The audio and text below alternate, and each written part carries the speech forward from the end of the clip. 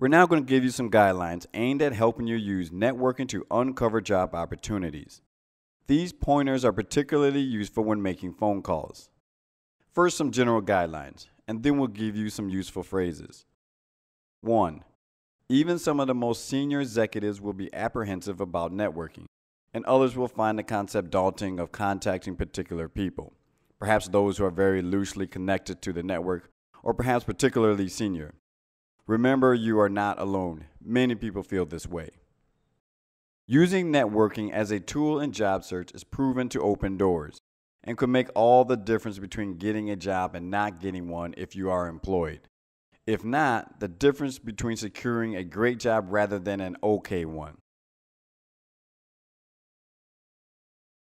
Most people like to help one another.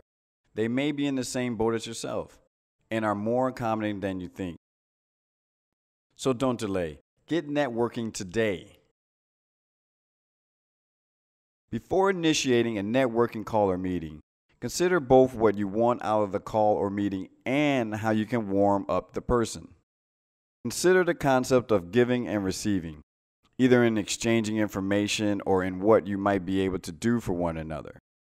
Determine in advance how you can quickly establish a rapport. Think about what you could discuss which is of interest to the other person, rather than just what you want to ask him or her.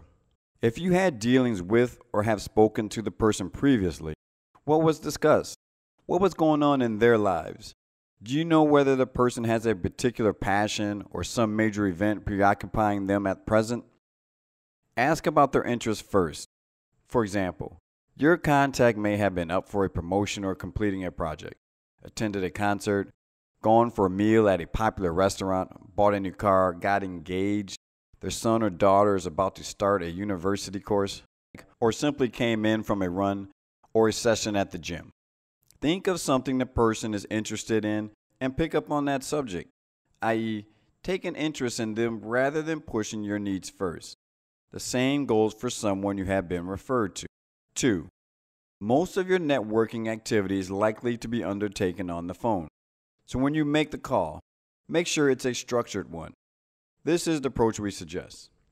When networking, it is extremely likely people will ask some predictable questions about your background. For instance, which companies, or industry area have you been working in? What role types have you been working in?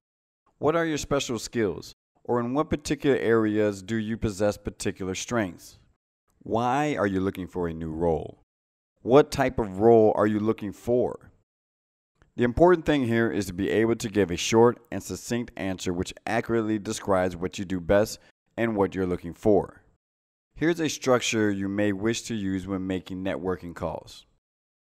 Introducing yourself. Always start off with a positive greeting such as "Good morning" and use their first name. State your name and ask, "How are you today?" First name.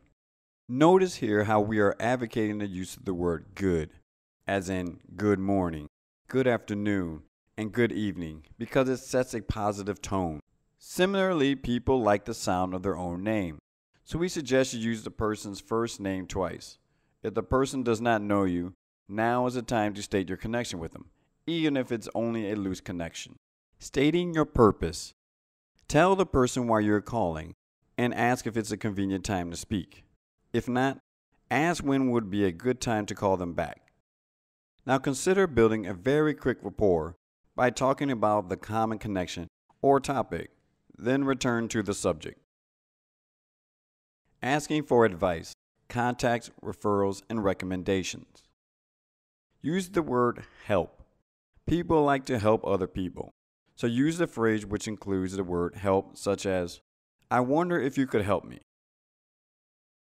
Closing your conversation. Keep the door open for making other calls. Perhaps say, "I hope you won't mind me calling you again, and don't hesitate to get back in touch."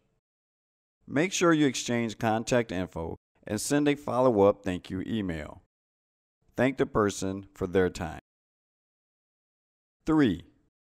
People may suggest you apply via HR, and they are likely to be forthcoming with names of HR people. One of the advantages of networking is getting on the radar of the person to whom the role reports, in some cases before the role has been defined or gone to the open market. Getting on the radar of a hiring manager can give you an unfair advantage. Try to avoid being sidelined via HR. No harm in copying HR in your application, but aim to get your CV, resume in front of the person to whom your position would report. 4. When phoning, people may be busy, so you need to be respectful of their time whether they're at work or at home. They may have other pressing calls at the time.